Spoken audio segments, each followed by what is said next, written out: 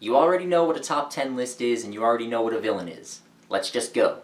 This is the introduction song. It's not very good, but it's not too long. Okay, in all seriousness, real quick, I do want to put out a very fast spoiler warning for all of these series that are listed here, in no particular order, because there will be, massive spoilers up until the endings of all of these that I'm mentioning, so if that bothers you, then just be aware of that. Starting off the list at number 10, we have Sauron from Lord of the Rings. Now, the thing about Sauron is that he isn't really that great of a villain. He's just kind of power hungry, and especially in Lord of the Rings, because I know that there is, more backstory and everything for him in, like, the Silmarillion, but in Lord of the Rings specifically, he is just kind of an evil dark overlord, and he's not even a particularly powerful or intimidating one, because he's just in the background. He's more of an event that the characters have to stop than he is an actual person or thing that they can fight against. But what makes him good enough to be put on this list, I think, is how he has just inspired basically every epic fantasy villain ever. Like, Lord of the Rings is what started epic fantasy, and Sauron is what started the epic fantasy Dark Lord trope.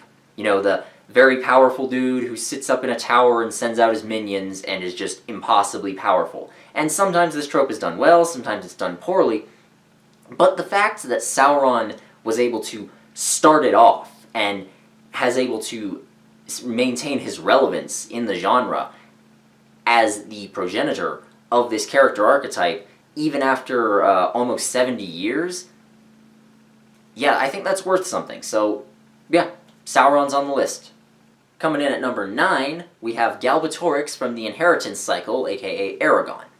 Now, a lot of people over the years have derided Aragorn for being just like Star Wars in Middle-earth. And I'm not saying that they're wrong, because yeah, it basically is. And following that logic, Galbatorix is basically the Emperor Palpatine of the story. Long time ago, before everything began, he overthrew this powerful peacekeeping magic force, which in his case was the Dragon Riders, in Palpatine's case it was the Jedi, and now he rules over this empire with an iron fist, and now a good guy, a new magical force, which in this case is Aragorn, a new Dragon Rider, and the other one it was Luke, a new Jedi, is coming along with a rebellion to try and overthrow him. And in both cases, the character just kind of stays in the background until the final entry of the series. Palpatine, we don't see him for the first 2 movies at all. And Galbatorix, we don't even see him until about halfway through the final book. And so, it's difficult for a character to leave any sort of presence when they're not even on screen. Galbatorix manages to do that. See, unlike with Palpatine, we get a pretty good rundown of how Galbatorix overthrew all the Dragon Riders. He only had a handful of companions with him, and they were able to defeat hundreds of other riders. So we know right off the bat how unimaginably powerful this guy is.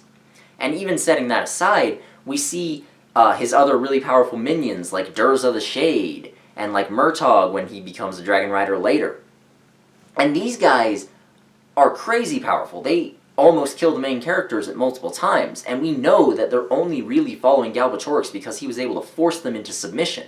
So, as time is going on, he's being built up more and more in the readers' heads as someone who is just impossible to overcome in any way, and how are the good guys going to beat him? Oh my god, is this even possible? And so, he's more of a presence than an actual character for a long time. And then when he finally shows up, he makes good on all those promises.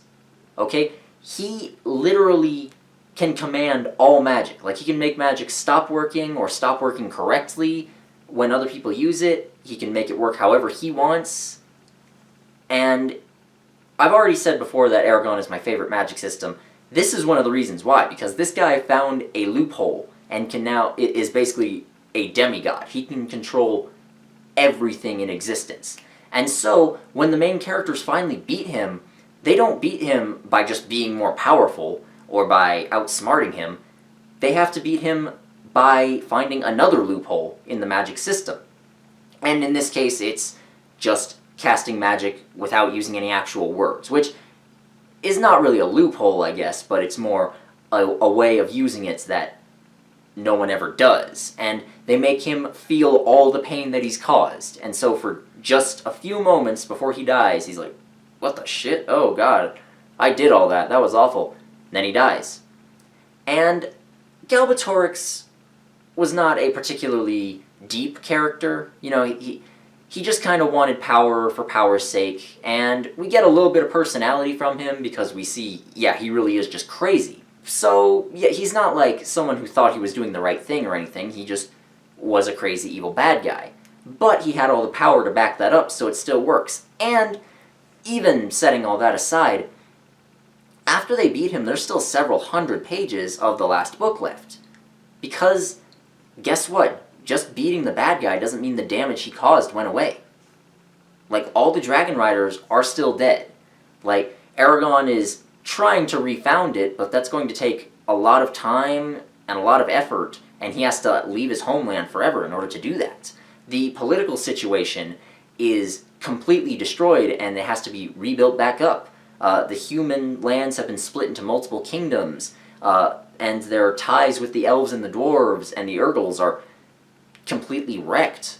So, just because he's gone, well, the characters still have a lot of work ahead of them. And a lot of people have called Eragon childish before. They've said it's just aimed at kids, and yeah, it kind of is, but really, when you think about it, the fact that just defeating the bad guy didn't automatically save the day, and the heroes still have to fix a lot of problems he caused, well, that's a very mature way of looking at things. And so, for the reason that all of his machinations, all of his evil doings lasted long after his death, Galbatorix belongs on this list. Number 8 is Jake Featherston from the Southern Victory series. So, for those unfamiliar, the Southern Victory series is an alternate timeline story. I've mentioned it a couple of times on here. It's all basically about the Confederate States of America winning the American Civil War and becoming an independent nation, and then it goes for like another 80 years of history all the way up until the end of World War II, just seeing how things would change. And Jake Featherston, at first, is just one character among many. He's a sergeant in the Confederate Army during World War I. He's fighting against the United States, and at that point, he doesn't seem that unusual. He's very angry, very racist, he's an ultra-nationalist, he's a very violent person, but he doesn't stand out all that much because a lot of other characters in the series are also that. But then, as time goes on, you realize he is meant to parallel Adolf Hitler. Because this series is alternate history, it has parallels with real history, and Jake Featherston is Adolf Hitler. But you don't realize that at first. Because you go all the way up through World War I, and he's just, he's just this angry soldier. Then, once you start getting into the interwar years, and he's being involved in low-level politics, and he's making all these speeches and stuff, it starts to move into place, and by the time he has taken control of the Freedom Party, and by the time he gets elected Confederate of the CSA, and by the time he starts perpetrating the Holocaust and everything, you realize, oh, this is who this is. And so, while you never exactly feel sympathetic for him, you don't realize exactly what kind of monster he is until much later on. And even by the end of the series, he is kind of a crazy person, yes, but he doesn't go the full Hitler route where he just kills himself in a bunker. Featherston actually wants to continue the fighting, and so he tries to take his plane and fly off somewhere where he can do that, but it gets shot down, and he winds up getting killed by a band of partisans. And so, even in the end, he wasn't able to let go of his madness. He was still this angry, bitter prick that just wanted to wreck everything good in the world, and, well, that's something. Number 7 is the T-Rex from Jurassic Park.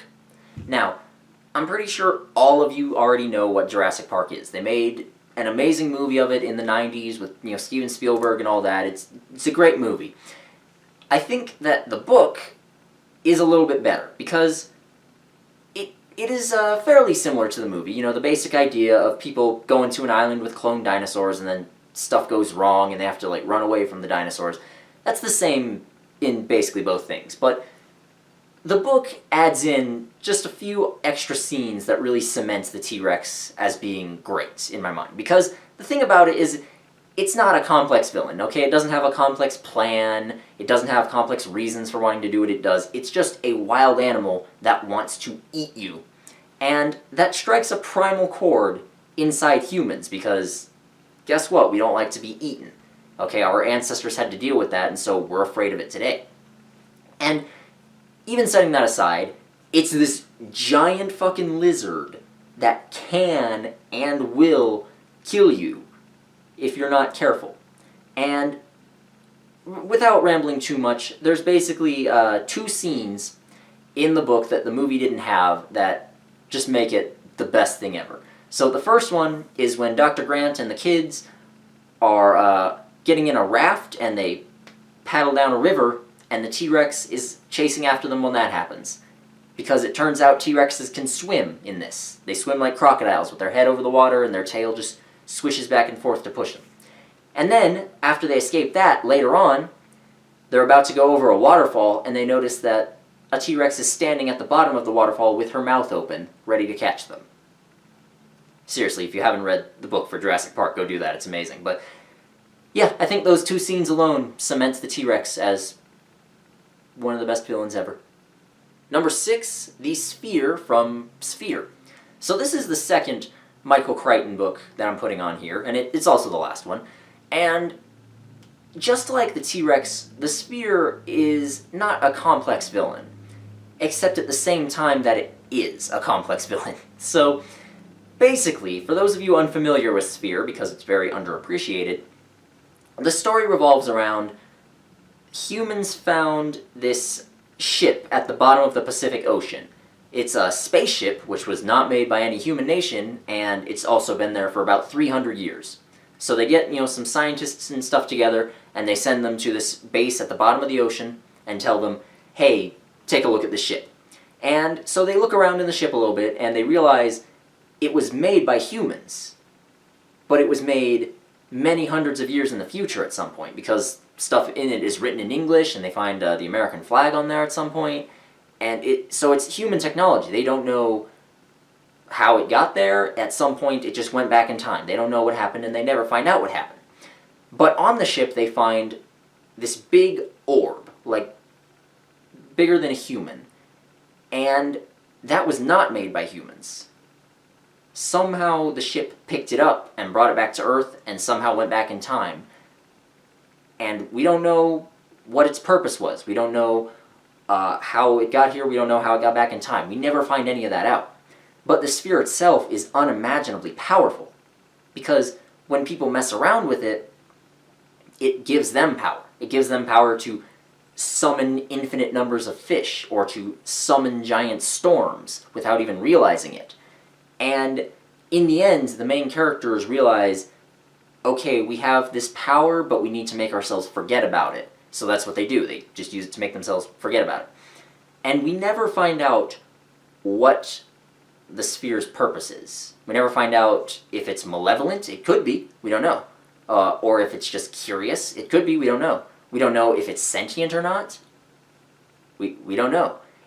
And in this way, the Sphere itself is not that scary, but what it represents is scary. It represents the vast, unknowable nature of outer space, and how humans should maybe not mess around with that too much. It's similar to the great old ones in all of H.P. Lovecraft's work.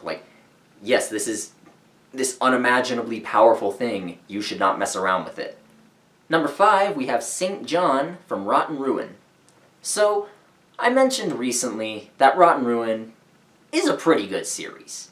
It has its issues, and it is a zombie story, and a lot of people are just not interested in those anymore because they got oversaturated in the past 10 years, but Rotten Ruin is still a really solid, really good series. And a big part of the reason for that is St. John. Because in these types of zombie stories, the main villain is almost always a human or a group of humans.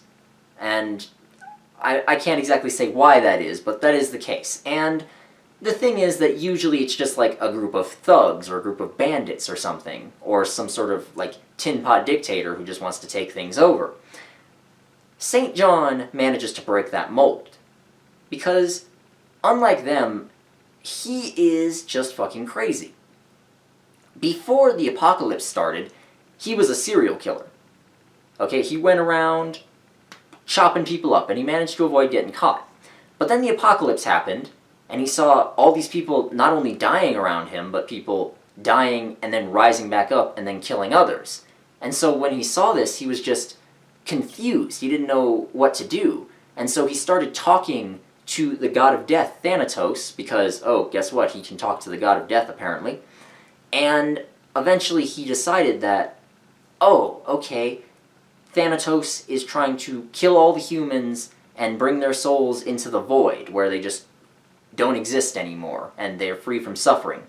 And around this time, he also rescues a church full of young kids, and he realizes, oh yes, okay, Thanatos is telling me not only to do this myself, but to bring in followers to do this. And so he raises those kids up to believe this shit. And by the time the main series rolls around, he has an entire army of people called the Reapers, who they just go around and kill all the humans. And they're not doing it for any sadistic reasons, they're doing it because they really sincerely believe that this is the right thing. And besides their big army, they also have a way to kind of herd the zombies and control them and to prevent themselves from being attacked by them. So yeah, they're a bit of a threat. And even though we learn that a pretty big portion of the Reaper's army are not people who believe in all this, they're just people who didn't want to get killed, and so they joined up themselves, or, you know, they were like just psychos or thugs or something that wanted to have an excuse to kill people. Some of them are like that, yes. But the core group of like St. John and all his lieutenants, they sincerely do believe everything they're saying.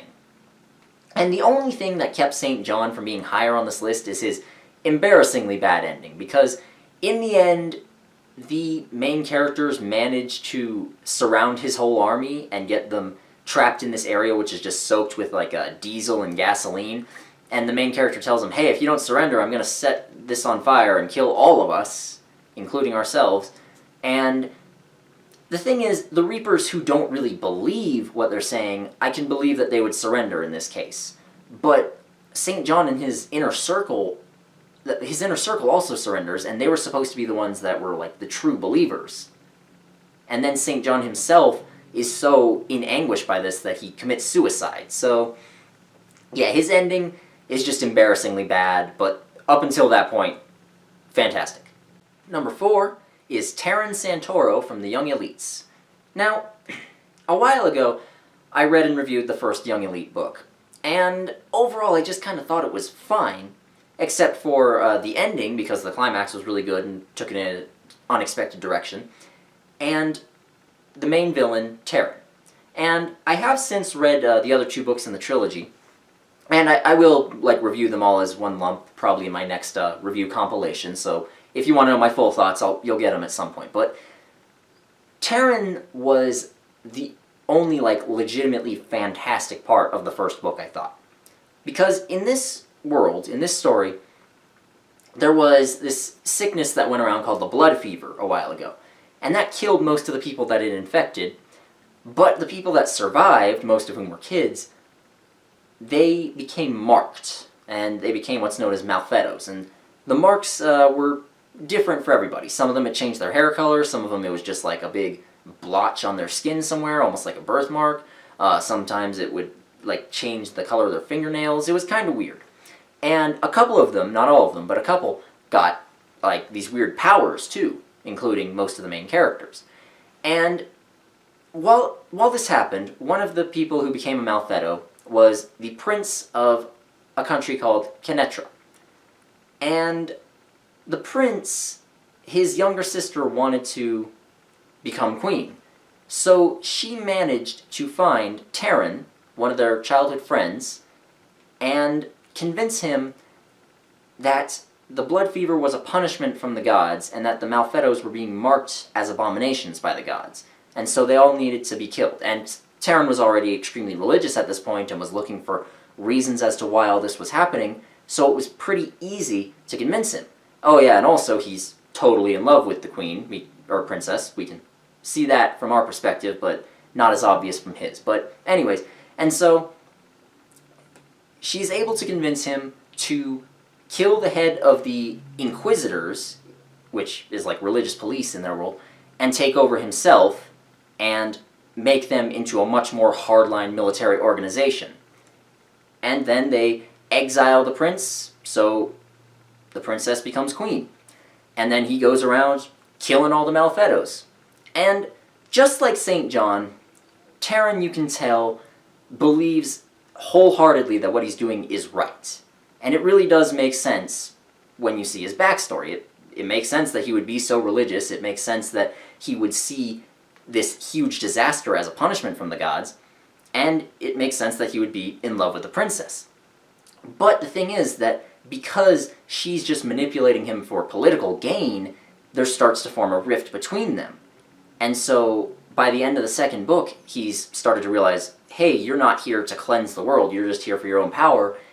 And he eventually kills her, but he immediately regrets it. And then, in the final book, which I know this might sound confusing, but I don't want to summarize them in too much detail, in the final book, he has to team up with the good guys in order to save the world. And this could have wound up coming across as really cheesy, because, you know, that sort of thing happens a lot. Like, the good guys and the bad guys have to team up to fight a greater threat. But the thing is, in most of those instances, it feels like the bad guy is only doing it because he wants to live. It feels like, you know, I'm gonna die if I don't work with the hero, so fuck it, I'll work with them for now, but then we can go back to trying to kill each other. But in this case, Terran always felt that he was saving the world. He always felt that he was doing the right thing, so it makes perfect sense that he would do this. And he's also trying to kind of atone for his sins because, one, he killed his girlfriend, and two, guess what? He himself is a Malfetto. And so, up until the moment he dies, you can tell that he is very happy with what he's doing. It's not easy on him, and he feels tremendous guilt over some of it, but he's happy that he's able to do it, and he feels he's doing the right thing. And even without all of that, he's still just a very powerful, intimidating force, okay? Every time that, well, not every time he's on screen, but every time he shows up and you know he's about to kill somebody, the tension gets ratcheted up. So even though The Young Elites overall is not a particularly great series, I don't think, Terran is legitimately an amazing villain. Number 3, Winston Duarte from The Expanse. Now, the thing about Winston is that he doesn't actually show up in the series until 7 books in.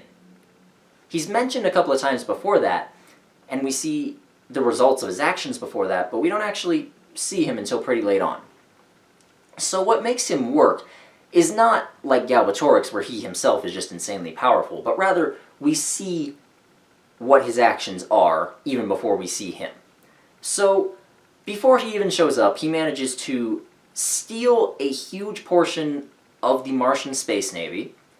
He manages to get a huge portion of the personnel to mutiny and to follow him, and he does it without getting caught. And then in order to cover up his tracks, he gives a bunch of weapons to terrorists and has them throw asteroids at Earth.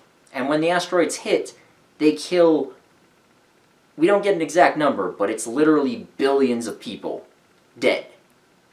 And then he just goes off to another system and starts a colony and starts sending out a message saying, don't come here, don't mess with us.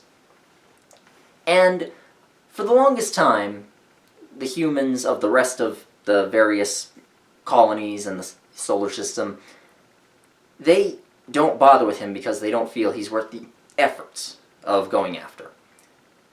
But they always feel like they could if they wanted to. And then, 30 years later, he comes back with crazy advanced alien technology and takes over all of human space. Like, all the billions of people, the hundreds of solar systems that we've spread out to by that point, he takes all of it over, completely. And it's not even really difficult for him at this point because he's been preparing for it for so long. And while all of this is going on, he is undergoing treatments to make himself immortal. Like, using some weird alien technology, he is trying to make himself undying. And he doesn't want to do it for anybody else, except for his daughter, which I'll get to in a sec. He doesn't want to do it for anybody else because he feels that he needs to be an absolute ruler. He needs to be here in order to guide humanity and to protect it. And he knows that he can't trust anybody else to keep doing it generation after generation, so he himself just wants to be immortal. But he's also making his daughter immortal because, guess what? He's a hypocrite. At the end of the day, he's just a tin pot dictator who's trying to justify his own existence. And granted, his character arc isn't completed yet because there's still one more book out, but unless they really drop the ball, St. John style here, I think he deserves the number 3 spot. Number 2 is Ishamael from the Wheel of Time. So, for those unfamiliar, in the Wheel of Time, time is cyclical. You know, when somebody dies, they always get reincarnated, and whenever an event happens, it's going to happen again in a similar way, somewhere down the line. You know, it's a circle, or a wheel, if you will. And every couple of thousand years, the Dark One, who is just this unfathomably powerful evil god, is going to try and escape from his prison, and if he ever does it, he will destroy the world. And Ishamael looked at this, and he said, well, we're going to have to try and defeat him over and over and over again. And even when we defeat him, he's still going to come back. Whereas, if he wins, which he will eventually because he has an infinite number of tries, but when he wins, that's game over for us. That's the end. So no matter what we do, it's going to end up the same way. And after coming to this admittedly correct conclusion, Ishamael just decided to serve the Dark One. He said, you know what? I can speed up the process. I can rule for a little while before everything gets destroyed. Let's just do it. And so he became the leader of the Forsaken, who are the Dark Lord, or the Dark One's most powerful lieutenants. They're his most powerful human allies. And over the course of thousands of years, he does all kinds of heinous evil shit that you would expect. Not because he particularly wants to, but because he feels it's necessary. And because, well, he's kind of a nihilist. He doesn't see the point in trying to protect things because eventually they are going to all be destroyed. And while he is correct in the sense that eventually everything we love will die, everything we love will be destroyed, he's wrong in the sense that that makes things not matter. And by the end of the series, he kind of realizes that he's wrong. Because just like life, his world is going to end in the same way, eventually. Just like life. Every life ends with us dying at the end. But that doesn't give you an excuse to give up. And Ishamael himself seems to realize this by the end of the series, but he's so far gone that he just can't bring himself to try and get away from the darkness and to just give up. So he continues to fight with everything that he has to free the Dark One. And even setting aside the fact that, you know, he is correct. You know, even setting that aside, and the fact that he's pretty obviously got some depressing mindsets and you feel kind of bad for him, he is just insanely powerful. Okay, this guy is on about the same level as Rand by the end of the series. Okay, he knows way more about channeling than anyone else alive. He could, like, destroy mountains and cities if he wanted to, but he doesn't want to. He doesn't want to kill everybody himself because they'll just be reincarnated, and then if that happens, well, they're still suffering. He wants to free the Dark One and just end it all. And that's kind of sad. Before we get to the number 1 spot, here's a couple of honorable mentions. Honorable mention number 1, Hrathen from Elantris. Now, Hrathen is interesting in that he's never really trying to kill the good guys. in fact, he's actually trying to protect them, because he knows an army is going to come and invade them in just a couple of months if they don't convert to the proper religion, and so he's trying to get them to convert to that religion. And he does some morally questionable things while he's doing that, but he doesn't do anything that's just straight up evil. And in fact, by the end of the story, he is actually fighting to protect them, because they're going to get killed anyways, and, well, that's never what he signed up for. So, overall, Hrathen is genuinely just a good person trying to do the right thing.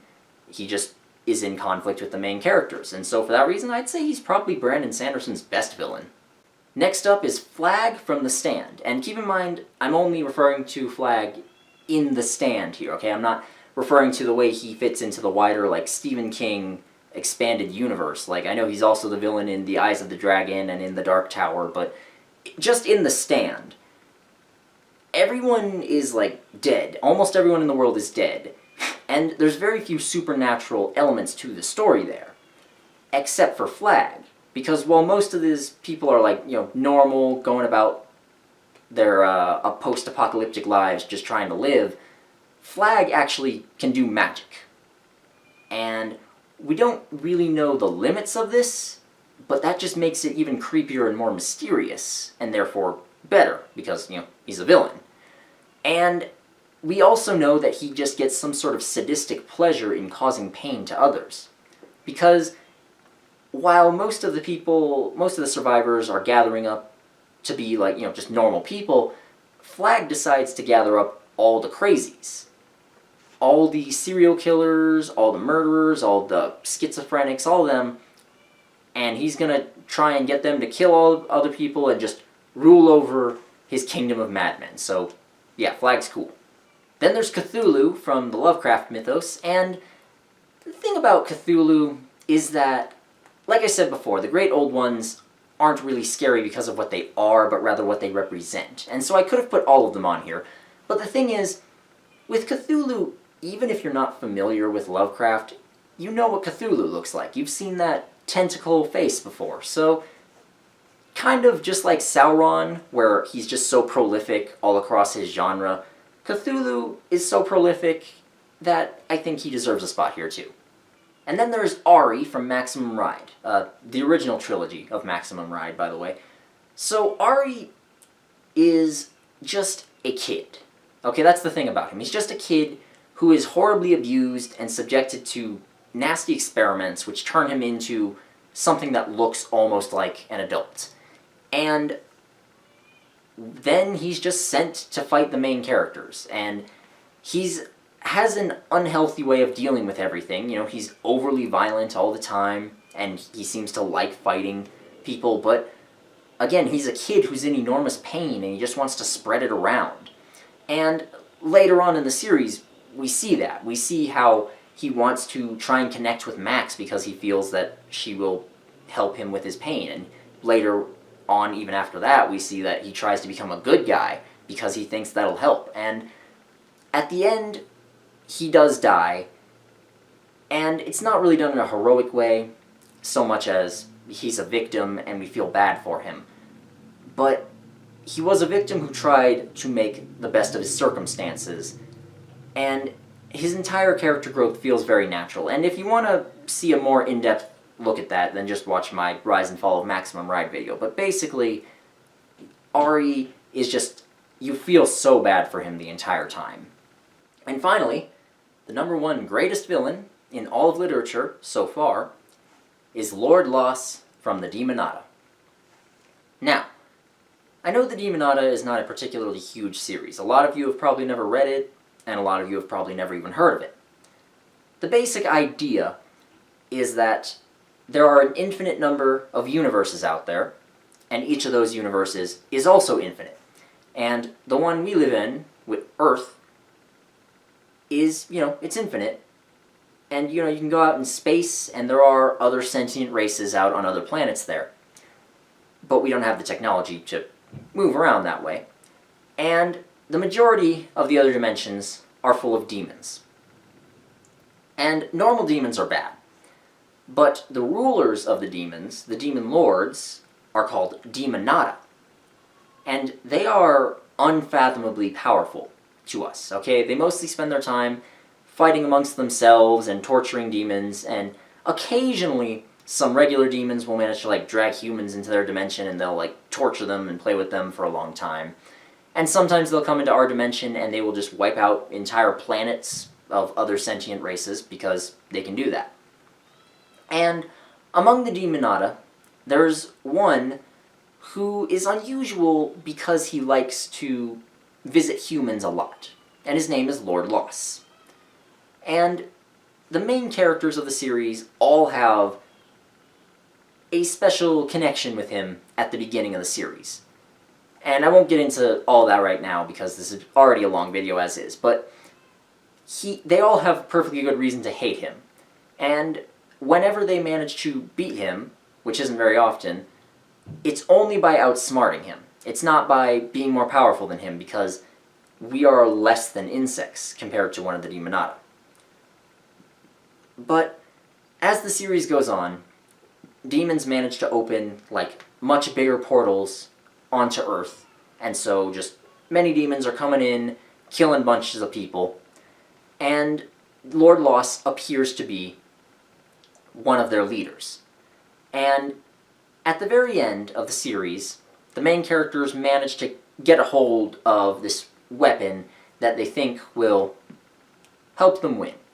And a portal is opened, which lets in more Demonata, and we see then that while we are less than insects to Lord Loss is less than insects to these other Demonata. Okay, he's nothing compared to them. And so, they try in vain to fight them, and it doesn't work. But then, they destroy the entire universe and rebuild it. And when they rebuild it without Demonata, except for Lord Loss. Because Lord Loss manages to manipulate them into just killing all the other powerful demons and allowing him to rule over all of the demons of all the dimensions for all time. Now, he's not a complicated character, I don't think. He doesn't have reasons for doing what he does other than that he gets some sadistic pleasure from torturing and killing people and all that. But even among villains on the rest of this list, who do have complex reasons, and who are very powerful, Lord Loss won. Okay? None of the other villains I mentioned here really won at the end of the day, except maybe Spear. Lord Loss was able to overcome Demonata, who are older than time itself. Okay, they've been around since before the Big Bang, which was 13 billion years ago. He was able to overcome them and defeat them and become the ruler of their kingdoms. Okay, he was able to overcome and defeat the main characters who destroyed the entire universe and then rebuilt it. And he did that not by being more powerful, but by being smart. And so, Lord Loss won. So let me know down below what kind of villains you like the most, and what ones you think I should have put on here, and whether or not I should kill myself, because those pop up now and again. Thanks for watching, thanks to my patrons, especially Apo Salvalainen, David Martinez, Christopher Hawkins, Joseph Pendergraft, and Melanie Austin, and all the other names you see here, because you guys are great, let me tell you. And if you've watched this far, then you should definitely rate, comment, and subscribe, and I'll see you next time. Bye.